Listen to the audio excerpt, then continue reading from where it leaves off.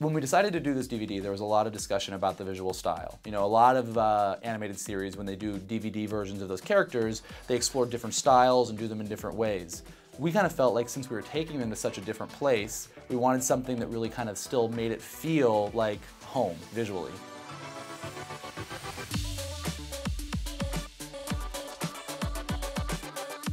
So for the film, we were tasked to come up with a whole new world. Even though it's a high school, it's a My Little Pony Equestria version of what a high school would be. It is a challenge because we've never done humans on the show before, and we had to, make sure that it fit within the canon of the series. So we had to, take what we did with the ponies and figure out how they would look as humans, which is pretty challenging because we've been so used to seeing them on 4 legs, and we had to get them up on 2 legs.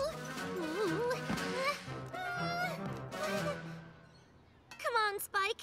I do not want to be like this for longer than I have to. To sort of have those worlds collide and have Twilight be an actual human is something that I've pictured, and then you see it come to life, and it's so well done and it's so cute. I think the fans will really get a kick out of it. Imagine if one of them showed up in Equestria saying they came from a place filled with tall, fleshy, 2-legged creatures with these. We'd think they were crazy. You make a good point. So the challenge was to make them look normal, but not too normal, not too generic. They need to have their own unique look to them, and I think we pulled that off. Hi, my name is Cora Koshitska, and I am a character designer for My Little Pony. And right now I'm just drawing Twilight Sparkle for the movie. And my job was to turn the pony from a pony into a teenage girl. The idea behind that was to keep as much of the look of the pony when it goes into the girl. So what I did was I really referenced the shape of the face or the hair, and I tried to put it all together to make a girl who looks like she fits into the world. And I have the little pony up for reference always, so I know that I'm still keeping within the style. And I think the most important thing about the character is to make sure I get the eyes right, because it's all about the eyes. Especially for Twilight, she's got these really big, beautiful eyes. The fall formal princess should be someone with heart and determination. You proved that you got them both.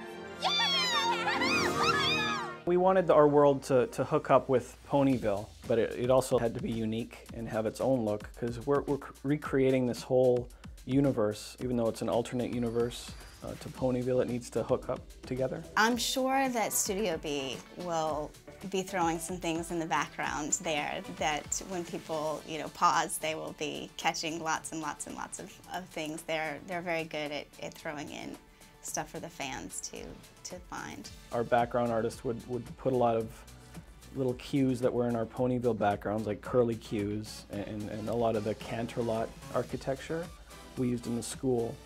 So we tied them together that way. And it was actually really fun. We'd get all this artwork in, and you would go, huh, this kind of has a fairy tale high school vibe to it. I'm kind of digging it. Like, it was really an interesting thing to kind of find that balance in, this looks like too boring. This is a boring high school. This high school looks too magical. Hey, this high school is just right.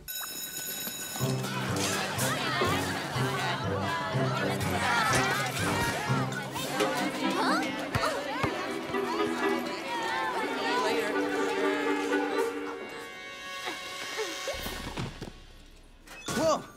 You okay? We had become so accustomed to drawing things at a certain proportion as far as doors and windows and things, and to kind of go in there and draw in kind of the same style but adjust everything to work with taller characters was a bit of a challenge. And just the idea of modernizing everything, because we were used to drawing things, props and tools made out of wood and iron and things, but now we had these options to do high-tech things, cell phones, so we had to kind of train ourselves not to draw in that old style, but to kind of, adapt to the new world.